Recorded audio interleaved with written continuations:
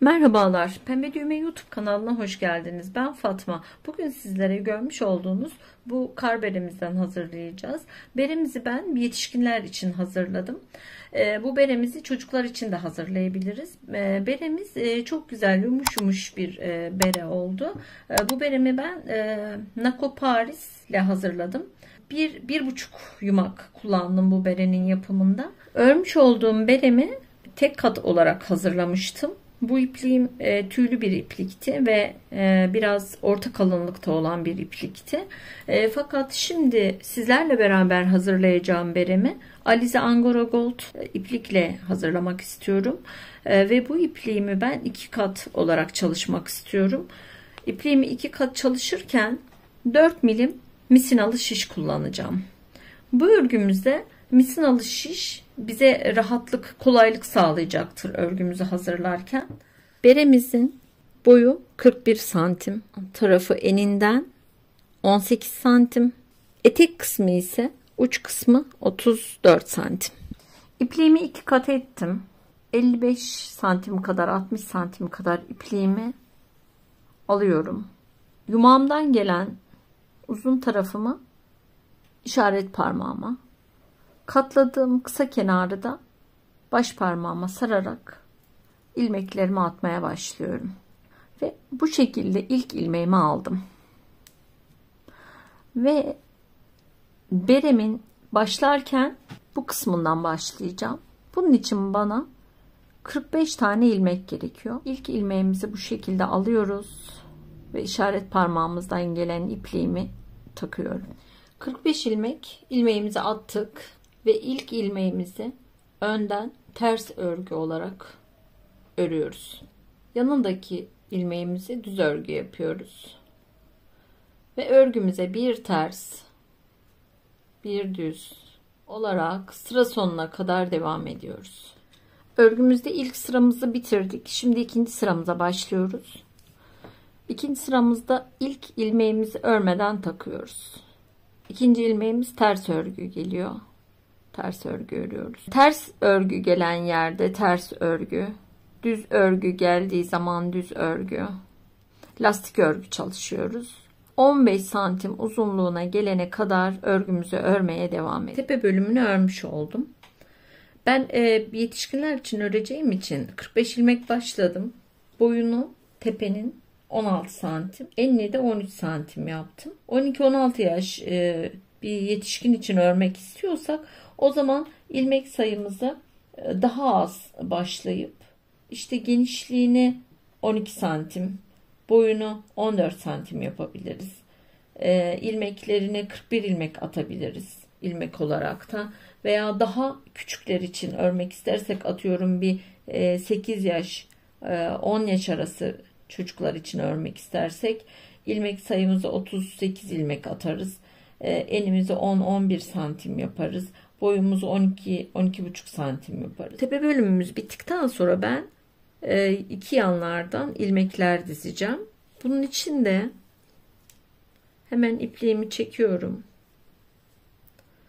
Ve hemen şu yan taraftan ilk ilmeğimi alarak ilmek dizmeye başlıyorum. Şu şekilde.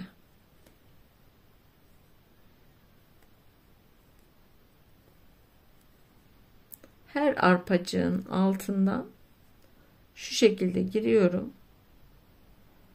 ve bir ilmek çıkartıyorum. Normal bir tığla da yapabilirsiniz. İlmeği tığla çekersiniz, şişinize takarsınız. Yan tarafımızda ilmeklerimizi dizdik. Buradan yine lastik örgülerimizi örmeye başladık ve bu kenara geldik. Şimdi bu kısma ilmekler dizmeye devam edeceğiz ve ben burada bu taraftan alırken bu şekilde almıştık ilmeklerimizi. Şimdi arkadan şişimi geçirip ön taraftan bu şekilde dizmek istiyorum ilmeklerimi. Tığla da bu şekilde ilmekleri çıkartıp bu şekilde takabilirsiniz. Ama ben normal şişle daha kolay geliyor bana.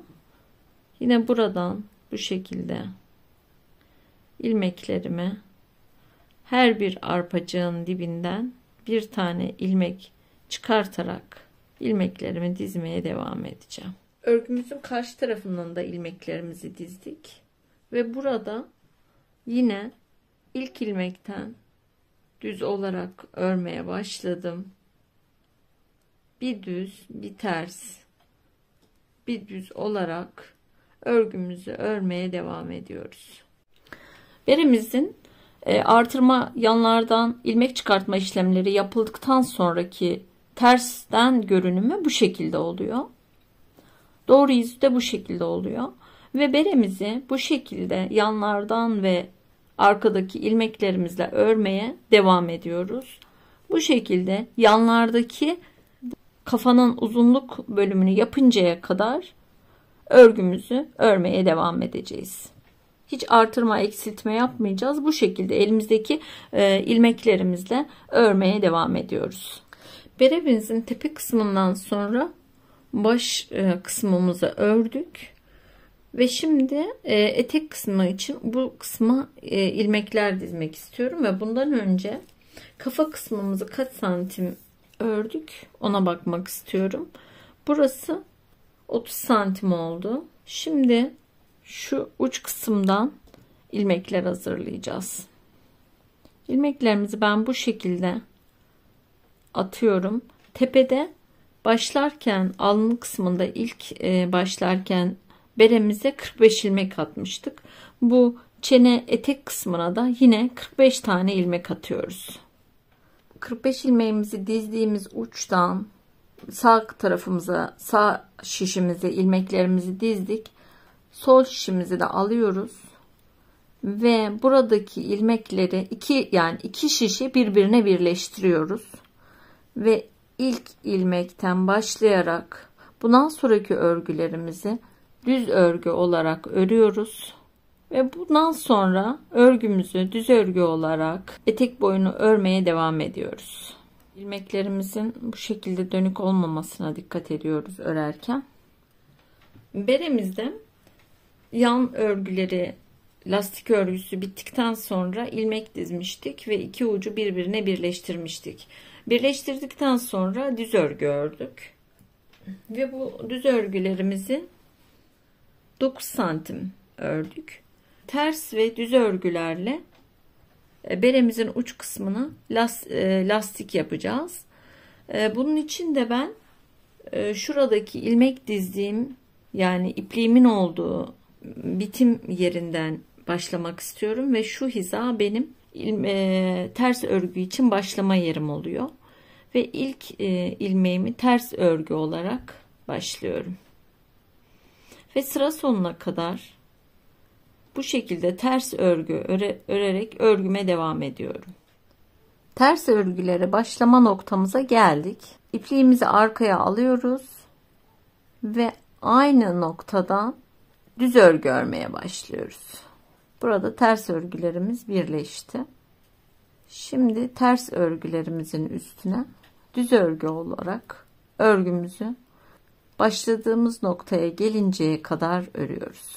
Şimdi ters örgüden sonra düz örgülerimizi de bitirdik. Düz örgü sıramı bitirdim ve tam bitim yerindeyim. Şimdi düz örgümüzün üzerine ters örgü olarak örgümüze devam ediyoruz. Bu şekilde istediğimiz kenar ölçüsü oluncaya kadar düz örgü, düz örgünün üzerine ters örgü, ters örgü, ters örgünün bitim yerinde düz örgü olarak örgümüzü örmeye devam ediyoruz. Örgümüzde 5 sıra ters örgü, 5 sırada düz örgü olarak ördük ve örgümüzün kenar işlemini tamamladık. Şimdi örgümüzün kenar işleminde bitirme işlemini yapacağız ve bunun için ben tığ kullanmak istiyorum. Bir ilmek aldım. Bir ilmek daha alıyorum. Bir önceki ilmeğimin içinden kaydırma işlemi yapıyorum. Bir ilmek aldım ve bir önceki ilmeğimin içinden kaydırarak kesme işlemimi bitirdim. Bu şekilde tığımızla ilmeklerimizi kesme işlemini devam ettiriyoruz. Bu şekilde ilmeklerimizi kesme işlemini yaparak örgümüzün kenar işlemini bitirmiş oluyoruz. Beremizin kenar örgülerini bitirdik ve beremizin örgü işlemi bitti. Şimdi bu ağız kısmına iplik takacağız. Bu ipimizi takmak için de geçirmek için de yeniden ilmek dizip ağız kısmımıza yeni bir bant öreceğiz. Beremi alıyorum ve beremin bu alt kısmından ilmekler çıkartacağım. Yalnız ilmek çıkartma işlemini ön yüzden bu şekilde başlayıp ön yüzden çıkartmıyoruz. Lastik örgümüzün bitip düz örgümüzün başladığı kısımdan ilk ilmeğimi alıyorum. İpliğimi düğümcük atıyorum. Yine tığımın yardımıyla buradaki ilmeklerimi almaya başlıyorum. Birer ilmek arayla ilmeklerimi çıkartıyorum. Bu şekilde ilmeklerimi tığa alıyorum ve daha sonra şişime geçiriyorum. Beremizin yüz kısmını, etrafını bu şekilde aynen ilmeklerimizi tamamen çıkartıyoruz. Ön kısmımıza ilmeklerimizi dizdik. 130 tane ilmek elde ettim. Şimdi bu çıkarttığım ilmeklerimi düz örgü olarak öreceğim. Ve tamamını dönerek düz örgü olarak örüyoruz. Başlığımızın ön tarafında ilmekler dizmiştik ve düz örgü olarak devam etmiştik. Bir 2-2,5 santim ördükten sonra düz örgümüzü şu yanlardan, yani önde ilmek dizdiğimiz ön tarafın önünden bir 10'ar ilmek örüyoruz. Bir 10 ilmek ördüm. Bir 10 ilmek de buradan işaretleyeceğim. Bu taraftan 10 ilmek örmüştüm. Yani şurası oluyor. Şuradan sayarak bir 10 ilmek. Yine şu kısımdan, şurası lastik bölümü, burası düz örgü bölümü. Şu hizadan bir 10 ilmekte bu tarafa alacağız. Bir bu tarafa bir tane de şu kısma birer tane ilik açacağız. Buradaki bir ilmeği, yani şişimde önündeki ilmek kalıyor. Buradaki bir ilmeği bu şekilde ilmeğimin üzerinden atlatıyorum ve buraya şişime, sağ taraftaki şişime bir tane ilmek atıyorum. Yine buraya 10 santim 10 ilmek sayıyorum. Şurası, şu kısımda. Evet. 1, 2, 3, 4, 5, 6, 7, 8, 9, 10. Bu aradaki 2, 4, 6, 8, 10, 12 ilmeği örüyorum. 11 ve 12. Şimdi yine bu arkadaki ilmeği önümüzdeki ilmeğin üstünden atlatıyoruz. Buraya bir ilmek daha atıyoruz. Ve bir 2 santim, 2,5 santim daha örerek bu ilmeklerimizin üzerine örgümüzü devam ettiriyoruz. Başlığımızda iliklerimizi yaptıktan sonra üstünün örgülerine devam ettim. Bir 2 santim kadar, tam 2 santim örmüşüm. Düz örgümü yine devam ettim ve buradaki düz örgülerimin toplamı benim 5 santim oldu. Beremizin ağız kısmında örgü işlemimizi bitirdik. Ve burada biz bu ipliğimizi kesiyoruz. İpliğimizin ucuna bir ilmek atıyoruz. Ve şu kısım bizim ilmek dizmeye başladığımız kısımdı. Ve bu ilmeğimiz de bizim son ilmeğimiz oluyor. Ve buraya bir işaret iğnesi bırakıyoruz. Ve şöyle, şurası da bizim orta kısmımız oluyor. Burası da lastikten düz ilmeğe geçişteki köşemiz oluyordu. Bu iğnemizi de şu şekilde buraya monte ediyoruz. Ve bu şekilde, yani daha önce içten dizmeye başlamıştık ilmeğimizi ve düz örgü örmüştük. Ters örgülerimiz ön yüzdeydi. Bu bizi telaşa sokmasın. Şimdi biz bu ters ilmeklerimizi bu şekilde çevirerek üstten tığla montaj işlemi yapacağız. Buradaki ilk şişimden bir tane ilmek alıyorum ve bu ilmeğimi burada ilk başladığım ilmek attığım yerden arkaya doğru geçiriyorum ve atmış olduğum ilmeğimi arkadan alttan tığımla önden tersine geçirmiştim. Doğru yüzünden alta geçirmiştim. Bu şekilde ilk ilmeğimi alıyorum. Ve yine şişimin üzerinden ikinci ilmeğimi alıyorum. Ve ikinci ilmeğimi de birinci ilmeğimi buraya batırmıştım. İkinci ilmeğimi de buraya geçirerek alttan şu şekilde tığıma sarıyorum. Ve bu sarmış olduğum ilmeğimi alttan yukarıya doğru çıkartıp tığımın üzerinde var olan ilmeğimin içinden geçirerek beremizde ağız kısmımızı bitirdik. Şimdi etrafına geçirmek için bağcık işlemimizi yapacağız.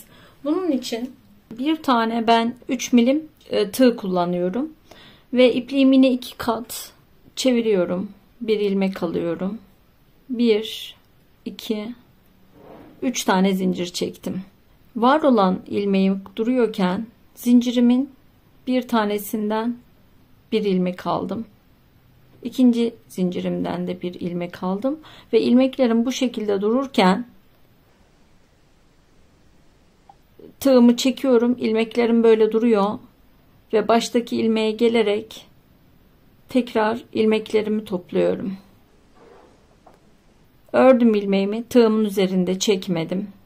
Diğer ilmeğimi de toplayarak tığımın üzerinde çekmeden tekrar çıkartıyorum ilmeklerimi.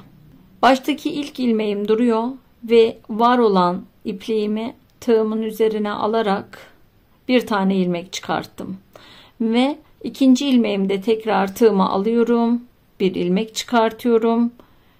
Diğer ilmeğimi de alarak tekrar bir ilmek çıkarttım. İlmeklerimi bu şekilde bırakarak tığımdan tekrar çıkartıyorum. Baştaki ilk ilmeğim kalıyor tığımda ve ipliğimi tığımın üzerine alarak birinci ilmeğimden bir tane ilmek çıkarttım. İkinci ilmeğimi tığıma takıyorum. Bir ilmek daha çıkartıyorum. Fakat tığımın üzerinde kalıyor ilmeklerim. Örmüyorum ilmeklerimi. Üçüncü ilmeğimi de takıyorum. Buradan bir ilmek daha çıkartıyorum. Ve tığımda 3 tane ilmek oluyor. Kordon bölümümüzü ben 80-90 santim kadara ördüm. İstediğim boyuta getirince 3 ilmeği bir arada bu şekilde çekiyorum. Ve bir tane de pekiştirmek için zincir yapıyorum. Ve ipliğimi kesiyorum. Ve var olan ilmeğimi bu şekilde çekerek burayı sağlamlıyorum. Bir tane yün iğnesi takacağım. Yün iğnesiyle geçireceğim. Ama siz yün iğnesiyle değil de bir çengelli iğne yardımıyla çengelli iğneyi buradan geçirip berenize de geçirebilirsiniz. Takmış olduğum yün iğnemi burada açmış olduğum ilikten bu şekilde yavaş yavaş örgüme iğnemi takmadan aradaki boşluktan iğnemi ağır ağır geçiriyorum. Beremizin yapım ve bağcığını takma aşamasını bitirdik. Beremizi ben çok keyifle hazırladım. Çok severek hazırladığım bir bere oldu. Siz de videomu beğendiyseniz beğeni tuşuna basmayı ve kanalımıza abone olmayı unutmayın. Bir başka tarif videosunda görüşünceye kadar sağlıkla kalın.